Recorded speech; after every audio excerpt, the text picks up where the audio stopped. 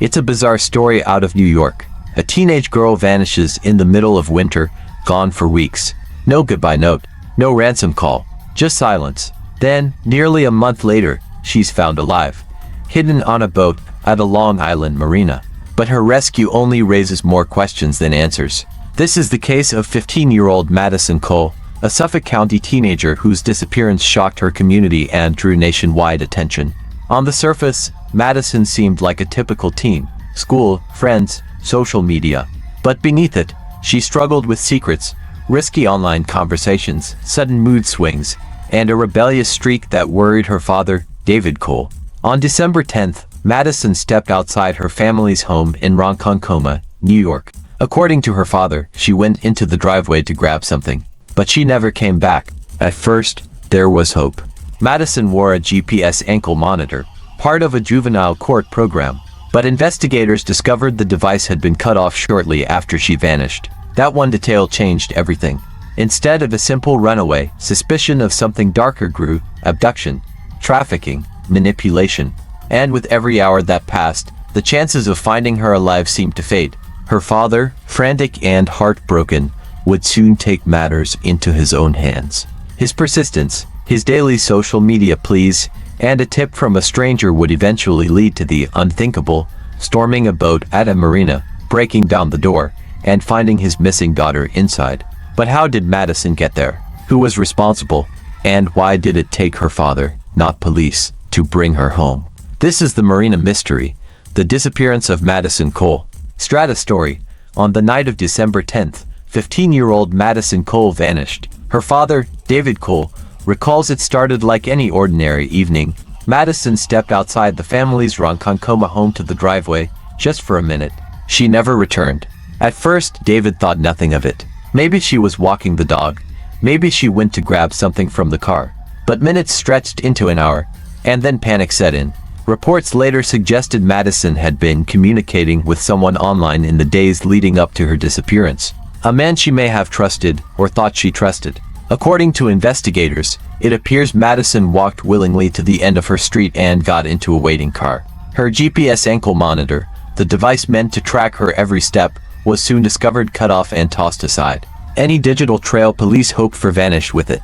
Hours after she went missing, the first real clue came in: surveillance footage from Bohemia, New York. Cameras captured Madison walking between motels, knocking on doors as though searching for someone. By the time police arrived, she was gone. That was the last confirmed sighting. Days turned into weeks. Christmas passed. New Year's passed. But there was no sign of Madison. No ransom note, no texts, no social media updates. The silence was unbearable for her family. Her father later admitted in a Facebook video, "Every day I drove through the same streets, the same motels, hoping to see her face.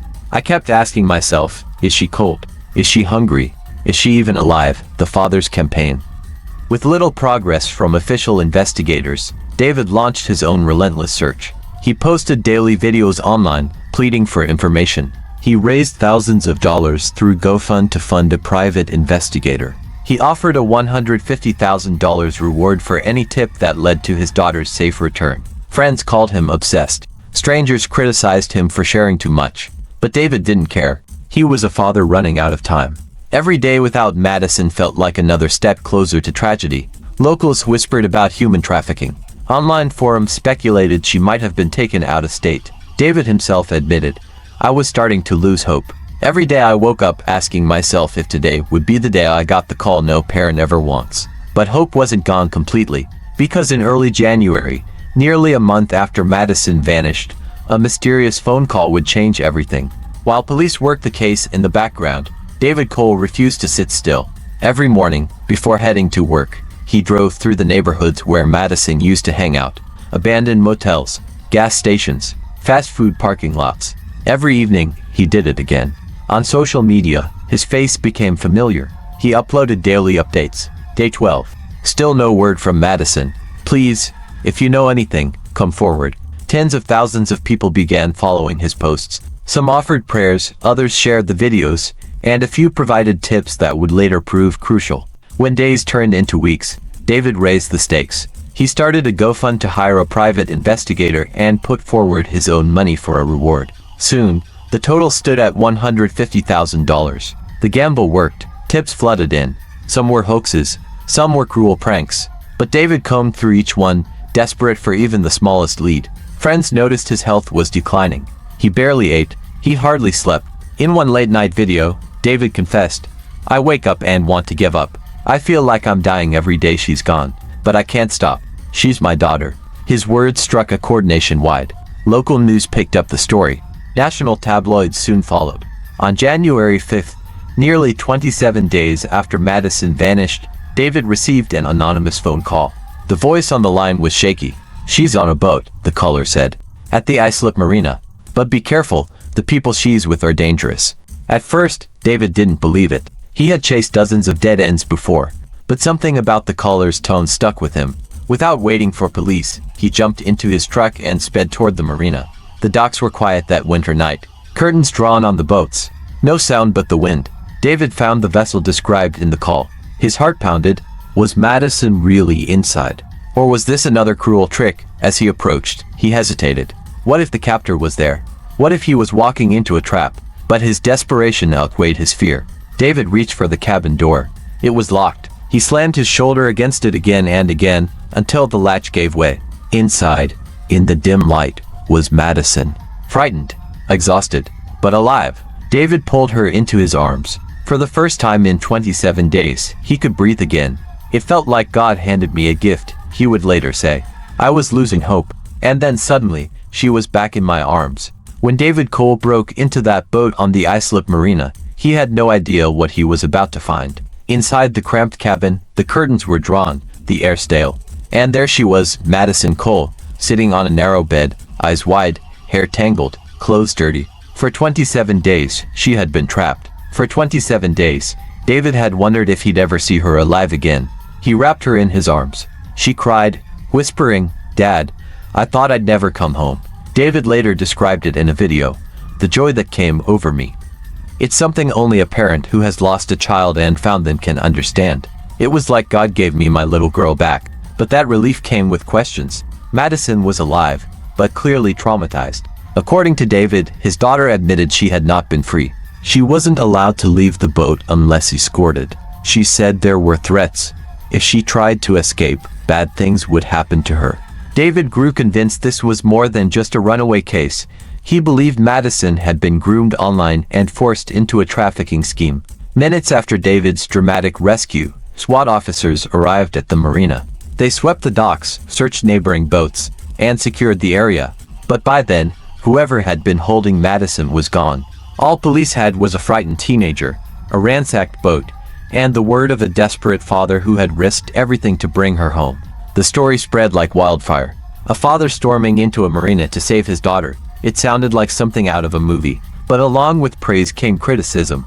Law enforcement officials quietly warned that David's actions had been reckless. What if the captor had been armed?